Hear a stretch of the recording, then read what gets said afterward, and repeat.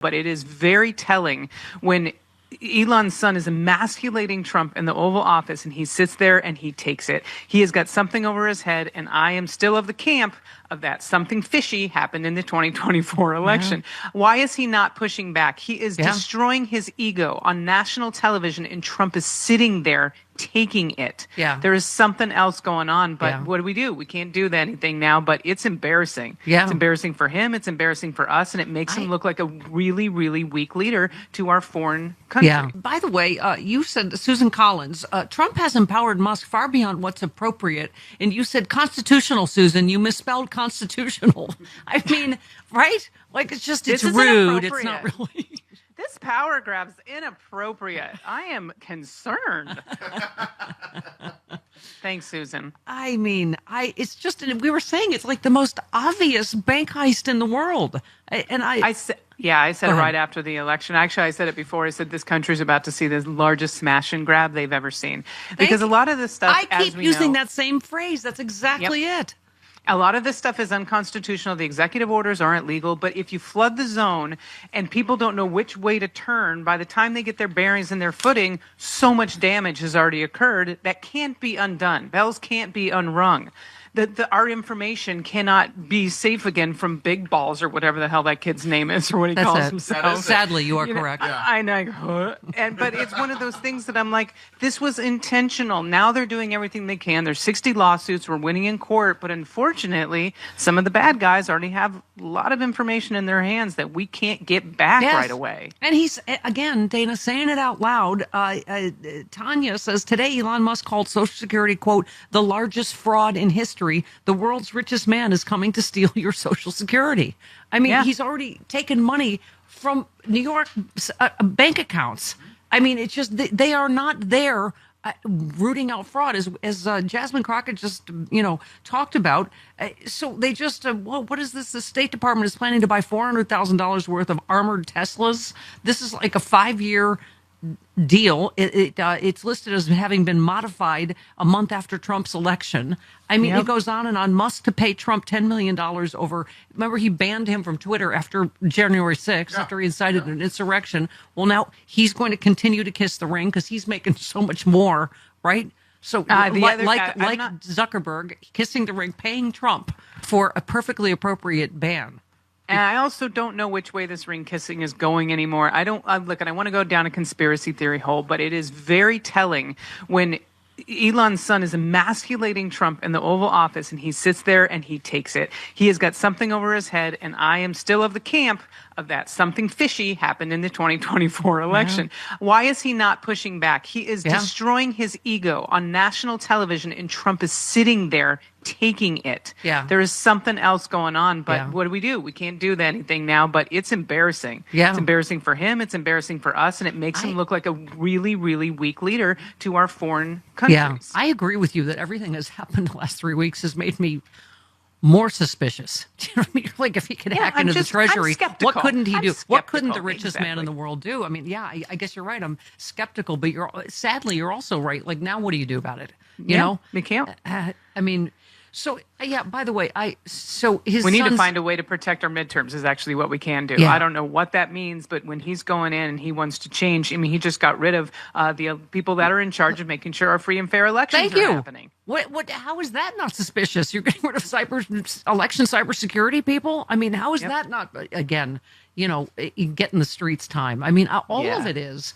By the way, so his son's name, the nose picker, which, by the way, totally reaffirmed my decision not to have children, that little nose picky Elon Musk kid. His name is, so it's actually spelled, Chris, X-EA-12. His name is Lil X. It's a. And listen, Stephanie, if you can call your son Little X from that spelling, you can call your trans daughter Vivian, and it's not going to kill you. Thank you. So do better. Yeah. Do better. I mean, by the way, so his mother said she was not cool with Musk taking theirs. I mean, Grimes. Is it me?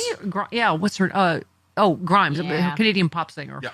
Well, he does. Is it me? Is he just use them as props to, I don't know what, soften his image or something? He's always like got one on his shoulders or hanging around. I mean, first of all, it was just weird. The whole scene, as you were saying, right? Oh, yeah, it was absolutely bizarre. There was no reason for this kid to be there other than, like you said, to make him look more likable, I guess. It was Right. bizarre.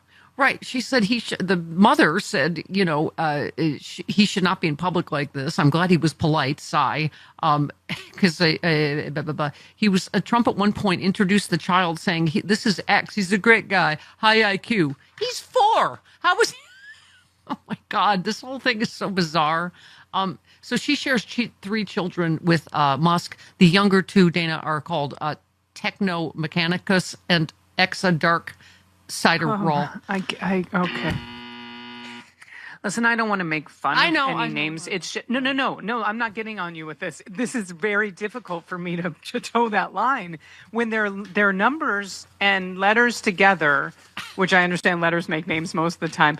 People can't expect us to know what that means and to not be like, what in the world? I understand your brain is very special and very complicated and does some incredible things and also some very dangerous things. But what in the world with the children's names?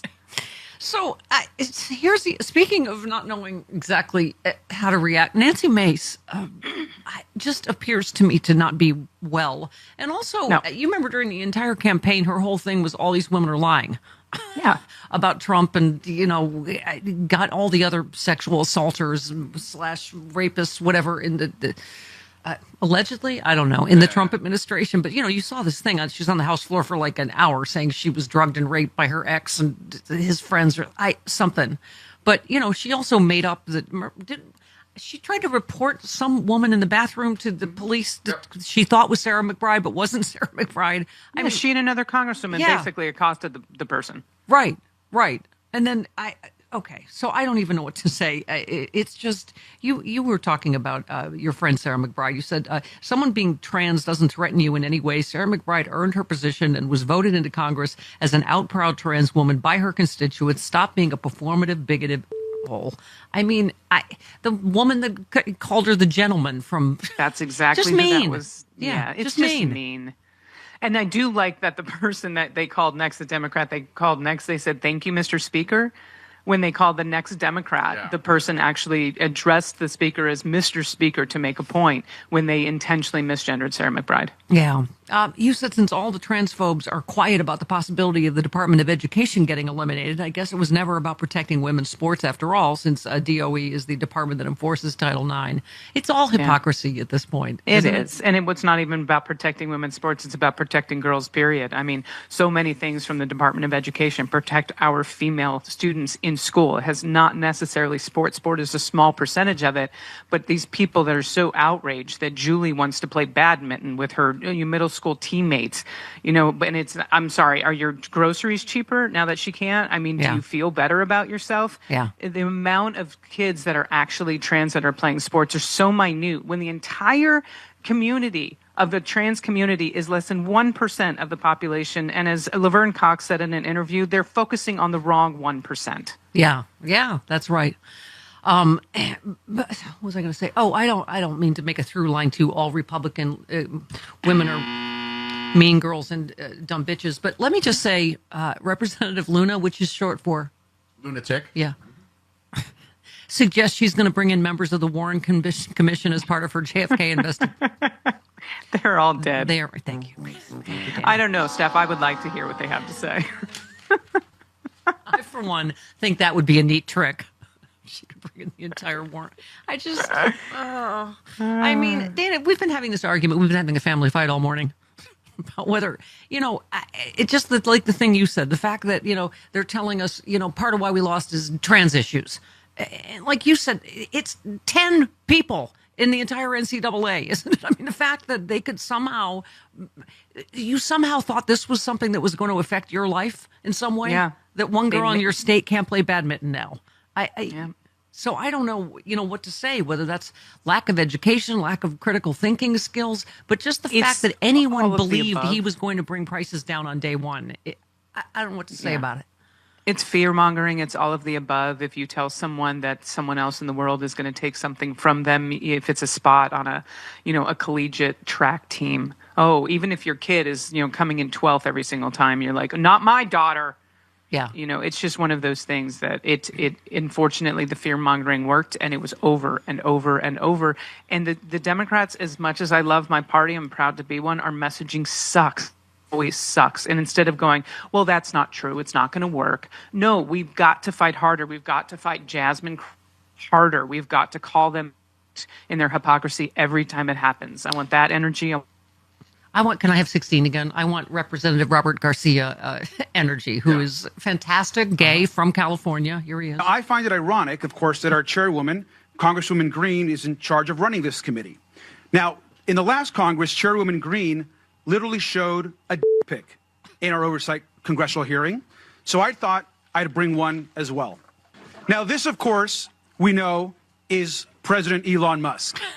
He's also the world's richest man. He was the biggest political donor in the last election. He has billions of dollars in conflicts of interest. And we know that he is leading a power grab, also abided by and encouraged by Donald Trump and, of course, the chairwoman, Congresswoman Green. Okay, and can I just say part 2, the follow-up on CNN, even better. Here we go. Yeah, with Breonna Keller. Do you think that calling Elon Musk a dick is effective messaging for confronting what is a potentially irreversible transformation of the U.S. government? Well, he is a Shoot, scores, nothing but net.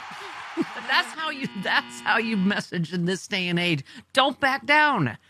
I agree. The important thing is the theft of our United States Treasury, right? I agree. It's hard, and please don't get on me for this. I struggle with not the name calling, because I believe in all that. So there's two voices going in my head. Right. Yes, he's a D. Yes, call him that. Well, we got to step into a situation where these very thin-skinned, egomaniacal billionaires, when we tease them and we called them weird and we call them Ds and all this other stuff, they dig their heels in. Yeah. And so I worry sometimes about what they would consider bullying. And trust me, I don't think that is when you consider what they've said about anyone else in this world. Yeah. But I do wonder that these thin-skinned men are like, oh, I'm weird. I'm a D. All right. I'm going to break in the Treasury Department. Yeah. I'm going to go after that person. I'm going to go after that person. And I'm like, okay, so where's the messaging and where's the line? Is this how we fight an oligarchy, a tech oligarchy, by, calling them that messaging? I hope that is happening alongside an actual plan to break this tech oligarchy. Yeah. Oh, hey there, it's Stephanie Miller. If you're like me and you love sharp political insight, pointy, you like it pointy and sharp, bold opinions, and a touch of humor to make sense of these crazy times, have I got some fantastic news for you. The Political Voices Network is now on Substack. This is your new go-to for the best in independent media. We're talking about my show streaming daily with episodes on demand, the fearless of journalism of Brian Karem, the brilliant side-splitting satire of John Fugelsang, the unrelenting working class advocacy of Rick Smith, and so much more. Here's the best part. Subscribing is so easy. You can join for free or go to the extra mile. Support these incredible independent voices by signing up for a full subscription starting at just $8. You'll get access to exclusive content, behind-the-scenes insights, and a chance to directly fuel fearless, unfiltered media. So what are you waiting for? Head on over to politicalvoicesnetwork.com. Hit that subscribe button and become part of the movement keeping truth alive in an era of corporate media overload. Every subscription helps, especially yours. One more time, that is politicalvoicesnetwork.com. Sign up now. Do it.